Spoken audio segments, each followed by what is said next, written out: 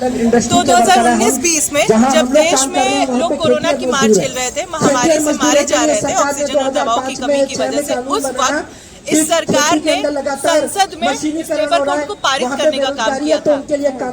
आपने पूछा नहीं उनसे क्यों किया था? वो इसलिए किया था क्योंकि इस लेबर कोड की असलियत जानने के बाद लोग सड़कों पे ना उतर पाए, इसलिए चुप छुपा के इसको ऐसे वक्त में पास कर दो जब लोग मर रहे हैं, है ना, जब महामारी से बीमारी से मर रहे हैं। और खुद मोदी जी और खुद सेंट्रल गवर्नमेंट ये बात कह रही है कि 4 लेबर कोड जो है वो ईज ऑफ डूइंग बिजनेस यानी कारोबार की आसानी के लिए बनाया गया है। तो कारोबार की आसानी किसके लिए? कारोबारियों के लिए ना, पूंजीपतियों के लिए, मालिकों के लिए। कारोबार की आसानी मजदूरों के लिए तो नहीं होगी, क्योंकि मजदूर कारोबार तो नहीं करते ना, मजदूर तो अपनी हड्डियां, अपनी जिंदगी गला देते हैं फैक्ट्रियों में। जी, आत्मनिर्भर भारत कैसे बनेगा? आत्मनिर्भर भारत ऐसे बनेगा कि आप अपनी यूनियंस नहीं बना सकते हो, आप हड़ताल प्रदर्शन नहीं कर सकते हो, आप न्यूनतम मजदूरी की मांग नहीं कर सकते हो, आप ESIPF बोनस की मांग नहीं कर सकते हो।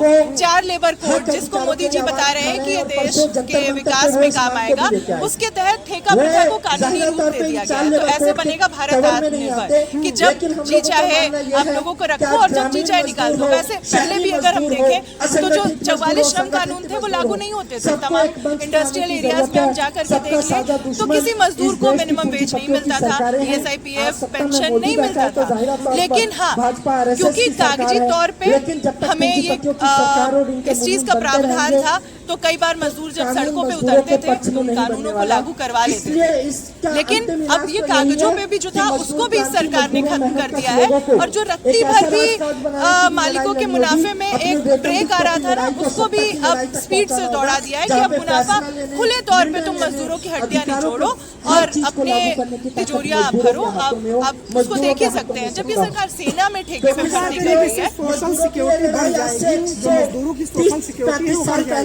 सोशल सिक्योरिटी कैसे बढ़ेगी? आप ESI खत्म कर रहे हो, आप PF की व्यवस्था, आप पेंशन की व्यवस्था, आप ग्रेच्युटी की व्यवस्था खत्म कर रहे हो। अगर किसी फैक्ट्री में मालिक ESI PF ग्रेच्युटी नहीं देता है मजदूरों को, तो वो कानूनी तौर पे सही होगा, उसके लिए मजदूर आवाज नहीं उठा सकते हैं। और मजदूरों को आवाज उठाने के लिए 2 महीना पहले अपने मैनेजमेंट को, अपने मालिक को बताना पड़ेगा। तो आप खुद सोचो, आप एक तरफ ठेका प्रथा लागू कर रहे हो और आप बोल रहे हो कि आप प्रदर्शन करने से 2 महीने पहले हमें बताओ। तो कौन सा मालिक, हम अगर बताते हैं 2 महीने पहले, तो हमें रखेगा काम पे? वो तुरंत काम से निकालेगा और बोलेगा ठेका प्रथा कानूनी है, इतने दिन के लिए तो उनके वापस जाओ, हम दूसरे मजदूरों को रख लें।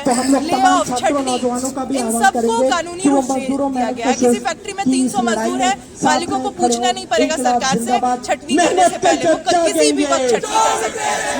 तो आप खुद समझ लीजिए कि इससे किसको फायदा मिलेगा। तो कुछ तो युग बीतेगा।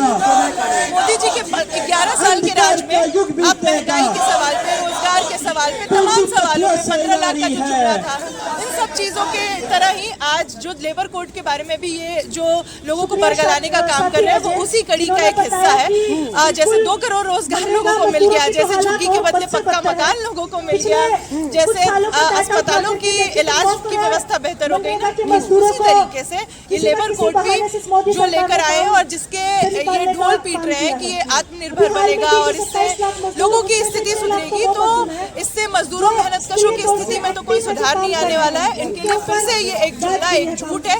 इससे अगर कुछ बदलेगा तो अंबानी अडानी की स्थिति बदलेगी। और जाहिर सी बात है, क्योंकि अंबानी अडानी ने ही 2014 में मोदी सरकार के ऊपर हजारों करोड़ रुपए इनके प्रचार में यूं ही तो नहीं खर्च किए थे ना।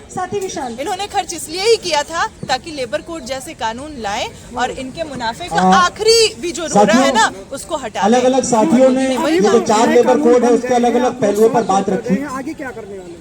आगे हम देश भर में मजदूरों, मेहनतकशों को एकजुट और संगठित करने वाले हैं, क्योंकि हम देख सकते हैं इस वक्त जो CPI CPM जैसी भी पार्टियां हैं जो खुद को बताती हैं वो मजदूरों के लिए काम करती हैं, उनकी यूनियनें हैं मजदूरों के बीच, असल में आज वो मजदूरों के साथ गद्दारी कर रही हैं। लेबर कोड के खिलाफ जो सड़कों पे उतरना चाहिए था, देशव्यापी हड़ताल का, आम हड़ताल को कॉल देना चाहिए था, तब ये लोग 1 दिवसीय प्रदर्शन और 1 दिवसीय कोई ऐसी रस्म अदायगी और सरकार को अर्जियां लिखने का काम कर रहे हैं, जिससे हम भी जानते हैं कि फासीवादी सरकार के कान पे जू भी नहीं रहेगा।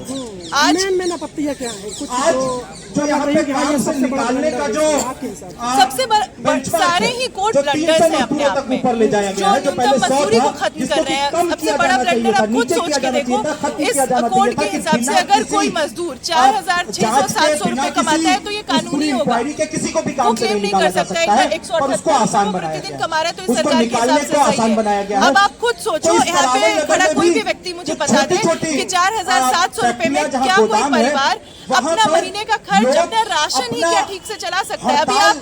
अभी आप घर के किराए की, दवाई इलाज के, बच्चों की पढ़ाई लिखाई, आने जाने का किराया तो छोड़ ही दो, क्या कोई राशन भी एक परिवार 4 लोगों का भी ठीक से 4,700 रुपए में खा सकता है? नहीं खा सकता। नोटिफाई करवाना पड़ेगा और 60 दिन में क्या हो जाता है हमारे यहाँ, ये आपको पता है। 60 दिन में वो मजदूर जो इस संघर्ष के लिए कंप्लेन करने गए हैं, जो मालिकों से कंप्लेन कर रहे हैं, वो गायब तक हो सकते हैं। वो मजदूर जो मालिकों के आगे अपने वेतन भत्ते की बात रख रहे हैं, अपनी सुरक्षा संबंधी बात रख रहे हैं, उनको काम से निकाला जा सकता है। और जब उनको काम से निकाला जाएगा तो उनपे कोई उस पर पूछताछ